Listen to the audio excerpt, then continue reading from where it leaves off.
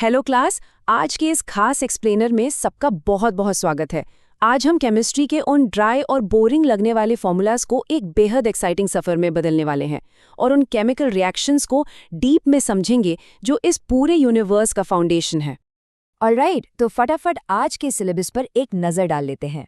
हम 5 अलग अलग स्टेशन से गुजरेंगे। Welcome to the lab, myth versus reality, at home experiments, chemistry saves the world और फाइनली करियर्स इन केमिस्ट्री। तो चलिए कुछ माइंड ब्लोइंग फाउंडेशनल फैक्ट्स के साथ शुरुआत करते हैं। Station 1, welcome to the lab. Session start करने से पहले ये समझना बहुत ज़रूरी है कि केमिस्ट्री सिर्फ एक लैब या बीकर्स तक लिमिटेड नहीं है। लिटरली हमारे आसपास मौजूद हर एक चीज इसी मूलभूत निर्माण खंड से बनी है। अब ध्यान से सुनिए, इस क्लास में बैठे हर एक स्टूडेंट के अंदर जो हाइड्रोजन एटम्स हैं, उनका निर्माण आज से लगभग 13.7 बिलियन साल पहले बिग बैंग के दौरान हुआ था।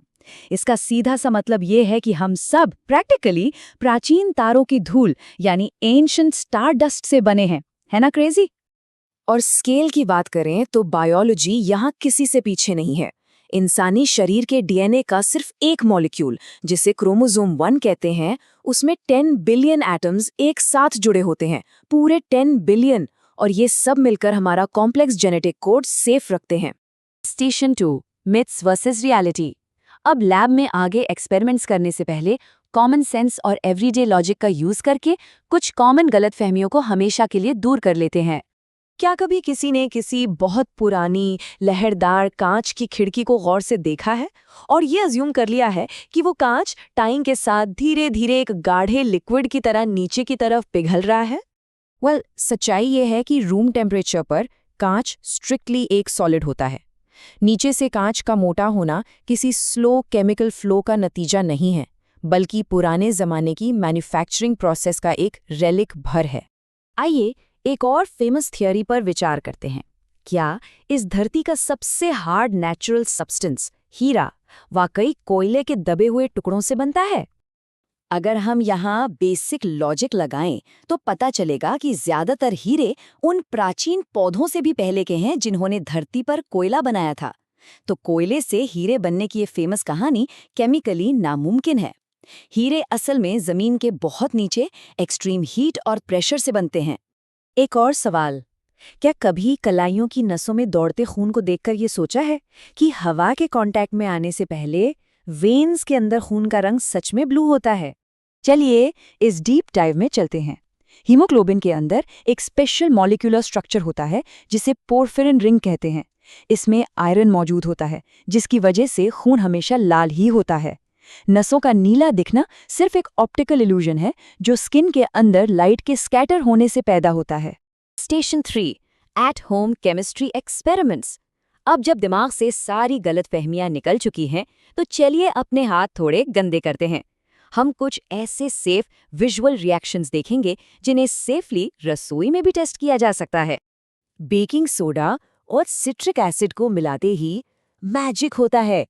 जब एक साधारण एसिड किसी बेस से मिलता है तो वायलेंटली कार्बन डाइऑक्साइड गैस के बबल्स निकलते हैं।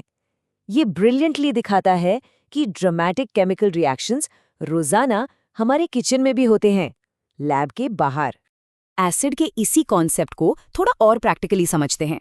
जब हम एक डल धब्बेदार तांबे के सिक्के पर नींबू रगड़ते हैं तो नींबू का सिट्रिक एसिड उसकी ऑक्सीडाइज्ड परत को केमिकली हटा देता है और नीचे से प्योर चमकती हुई धातु बाहर निकल आती है। तो देखा क्लास, पीरियोडिक टेबल कोई बोरिंग चार्ट नहीं है, ये तो एक मैजिक मैप है। हीलियम हवा से हल्का है और आवाज बदल देता है। गैलियम हथेली पर रखते ही पिघल जाता है। पोटेशियम की वजह से केले एंटी मेटल पार्टिकल्स छोड़ते हैं और सीजियम पानी को छूते ही धमाके के साथ फट जाता है। Station 4, chemistry saves the world. इन मजेदार एक्सपेरिमेंट से आगे बढ़कर ये समझना और भी जरूरी है कि ये इनविजिबल मॉलिक्यूलर फोर्सेस किस तरह हमारे एनवायरनमेंट को बचा रही हैं और ग्लोबल क्राइसिस को सॉल्व कर रही हैं। बायोलॉजी की असल पावर को समझना है तो पीएच स्केल को देखिए। इंसान के पेट का एसिड, जिसका पीएच 1 से 2 के आसपास होता है, वो इतना हाईली एसिडिक होता है कि सिर्फ 2 घंटे के अंदर एक रेजर ब्लेड को भी पूरी तरह डिसॉल्व कर सकता है। Absolutely mind blowing. और यहाँ नेचर का एक लाइफ सेविंग मिरेकल सामने आता है। जब पानी जमकर बर्फ बनता है तो वो 9% तक एक्सपैंड होता है और पानी के ऊपर तैरता है। ये आइस झीलों के ऊपर एक इंसुलेटिंग ब्लैंकेट का काम करती है, जिसकी वजह से फ्रीजिंगली कोल्ड विंटर्स में भी मछलियां जिंदा रह पाती हैं। फोटोसिंथेसिस तो शायद इस नेचर का सबसे ग्रेटेस्ट केमिकल रिएक्शन है। पानी को ब्रेक करके और सनलाइट का यूज करके एक अकेला पेड़ हर साल लगभग 260 पाउंड ब्रीदेबल ऑक्सीजन प्रोड्यूस करता है। Station 5, careers in chemistry.